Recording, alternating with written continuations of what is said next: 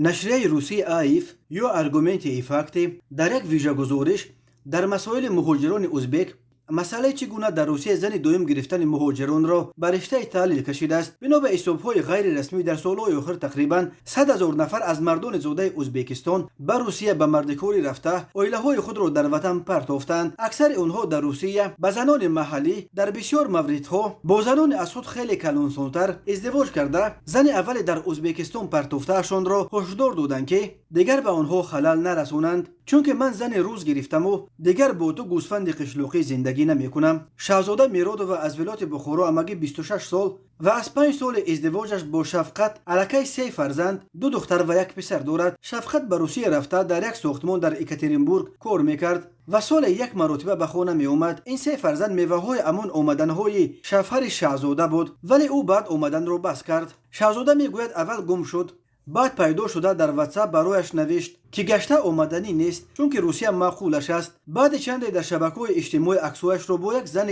لباس عروسی در تن گذاشت. آن زن از خودش 15 سال کلانتر بود. من نوشتمش که عقل داری، تو از من هنوز جدا نشده، ولی او گفت که غم نتی احمق، من الکی زن روز گرفتم. شاهزاده به میلیسیا مراجعت کرد، آنها به اکاترینبورگ درخواست فرستادند ولی شفقت را دیگر نیافتند. او از شبکه‌های اجتماعی هم غیب زد. شاهزاده اشک در چشم میگوید که شفقت برای فرزندانش تماما پول نمیفرستد، ولی او باز هم از شفقت طلاق گرفتنی نیست. من دیگر بکی در کارم. یکی بر میگردد، میگوید این جوان زن تنها مانده با امید. نرگس سلطانووا از کنار سمرقند که 24 سال دارد شوهرش را سال گذشته از دست داده است. نرگس در صحبت با آیف چنین نقل کرده است: او در تیومن رو بود، همیشه با وجه به من نقل میکرد که در روسیه دختران چه خیلی آزادند، لباسهای باز میپوشند، شراب مینوشند. بعد نیم سال نوشت به من که من یک زن خوب رو یافتم که خانه دارد، بیا جدا شویم. والدانم به جای دستگیری خود مرا گناهکار کردند که باید شوهرت را سخت می داشتی. من با 2 کودک تنها موندم. در یک چایخانه همچون پیش خدمت به کار در آمدم، چون که خانشین بودم، معلومات ندارم. نرگس میگوید چنین حادثه خیلی زیادند. خبرنگار آیف می نویسد که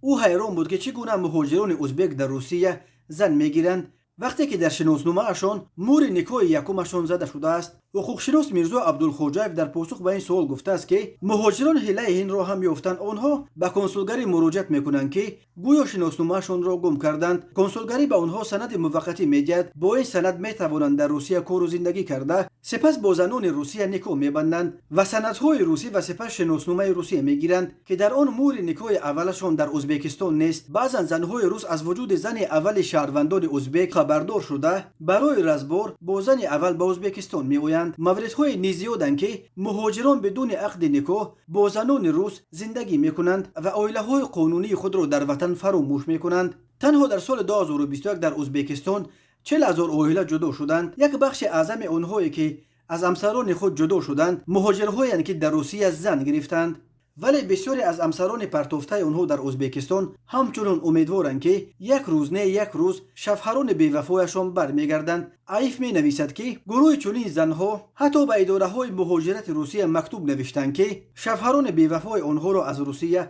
دیپورتاسیون کنند.